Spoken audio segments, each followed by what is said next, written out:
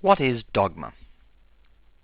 As atheists become more vocal, we are increasingly being accused of fundamentalism, that our belief in the non-existence of your God is somehow equivalent to your faith in his, her, or its existence. The spectre of Stalin, Mao, Pol Pot, and similar atheists, I'm doing air quotes, is raised to telegraph the terrible dangers lurking were there to be a global pan-faith apostasy. In this video, I seek to point out that atheism is rarely the problem in these situations, but that in fact, mutated and virulent forms of religion are the root cause of all genocidal stupidity. Acknowledgements to Sam Harris for the phrase genocidal stupidity. First, though, it's important to define faith clearly. Notice the key words here: trust, belief, conviction, and loyalty. All of this absent proof. There is no objective evidence for even the most vanilla versions of God, yet theists will claim to know all sorts of details about him or her or it. He hates homosexuals, or she is made up of three persons who are somehow one. All of this must be swallowed without proof. It must be taken on faith. Next, I define atheism, and I must acknowledge at once that the word believe, rendered almost useless by religion, can lead to confusion and require some clarification.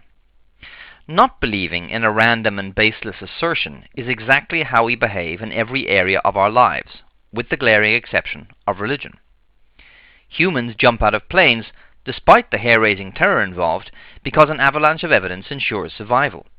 A person who had never heard of a parachute and never seen a parachute jump would be very foolish to leap out of an aeroplane on the say-so of a 2,000-year-old document they had read. Not believing in something until evidence is presented is the default position. Atheism is a faith, like bald is a hair color. Finally, we need to define dogma. This is merely an umbrella term under which all forms of slavish adulation reside. Note how it's defined: something held as an established opinion, a point of view or tenet put forth as authoritative without adequate grounds. Jehovah, Stalin, Allah, and Hitler, in fact all tyrannous and abusive systems of control, rely on one form of dogma or another for their survival. The focus of worship is almost irrelevant, because the outcomes are invariably the same. But what are these outcomes? What are the characteristics of dogma? I note 5 key characteristics: true believers, irrational, that is to say to an objective observer, beliefs, a powerful point of focus, heretics, and genocidal stupidity. First of all, let's look at communist dogma in this context.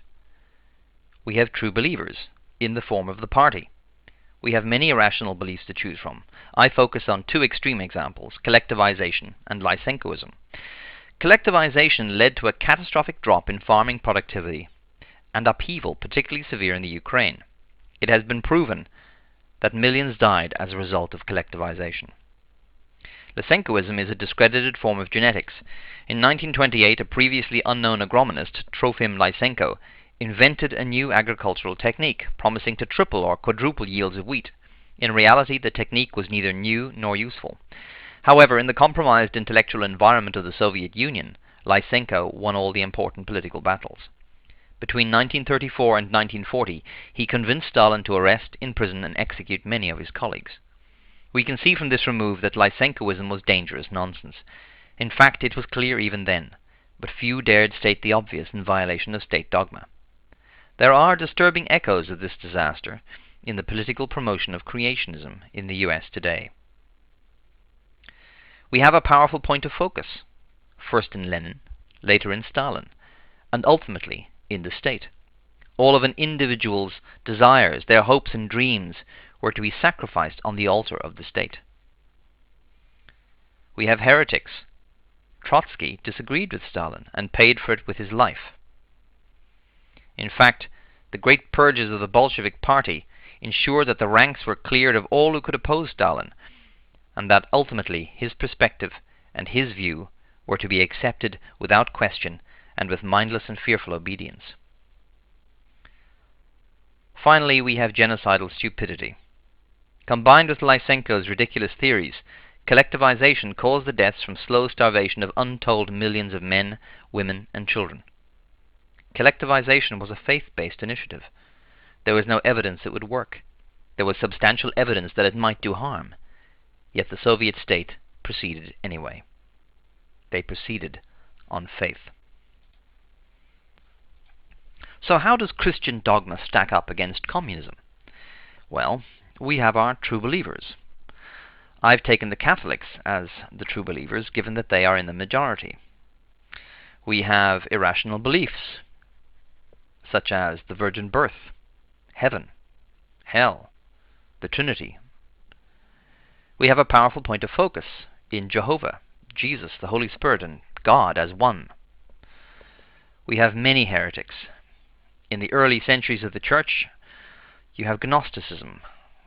Then later, in the 15th and 16th centuries, Martin Luther and all that he represents emerges. In the 19th century, the Mormons. More recently, the Jehovah's Witnesses. And of course, we have genocidal stupidity. We have the Catholic Church's position on contraception, their teaching on AIDS in Africa. We have regular European pogroms, witch burnings, and of course, the Crusades. So Christian dogma and communist dogma fulfill all 5 of our key criteria for irrationality, and they stack up quite neatly alongside each other. How does Islamic dogma compare? We have our true believers in the Sunni. Once again, I've gone with the majority. We have our irrational beliefs, the most spectacular, in my view, being that the Quran is the most wonderful book ever written, and that if you can write something as wonderful as a single verse in the Quran, this would invalidate it. In my mind, a single page of anything written by Carl Sagan gives the lie to that claim. We have the virgin birth of Jesus, we have heaven, and we have hell as additional irrational beliefs. And of course, the heaven and hell idea are concepts that most mainstream monotheistic religions and their offshoots share. We have, of course, a powerful point of focus in Allah, somewhat more consistent, in fairness, than Christianity. We have heretics in the Shia and the Sufis, and a range of obscure sects that most Westerners have never heard of. And of course, we have, as always, genocidal stupidity in the form of the Taliban, the Crusades, and the underreported Muslim conquest of India. I draw all of this together with the example of Japanese emperor worship, or what I call the missing link.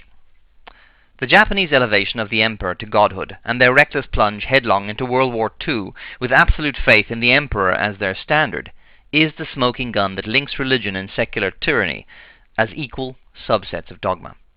This is the bridge from "I kill for God who is invisible" to "I kill for the state." Because here the genocidal stupidity was on behalf of a God-man, representative of the state. In conclusion, then, religion is merely a subset of dogma. And dogma is the root of all evil. And to deal with dogma, we must insist on some ground rules. All assertions, including religious ones, must be proven beyond reasonable doubt. Extraordinary claims require extraordinary evidence. Recognize that you reject the claims of all other religions and extreme ideologies because you can objectively see that they are nonsense. You just need to take it one step further and apply those same critical standards to your own religion. Human inhumanity requires people to surrender themselves to someone or something, to do a Nuremberg and thus abdicate their responsibilities to something greater than themselves. What or who that happens to be is almost irrelevant, because the outcomes, persecution, torture, terror, and genocide, are invariably the same.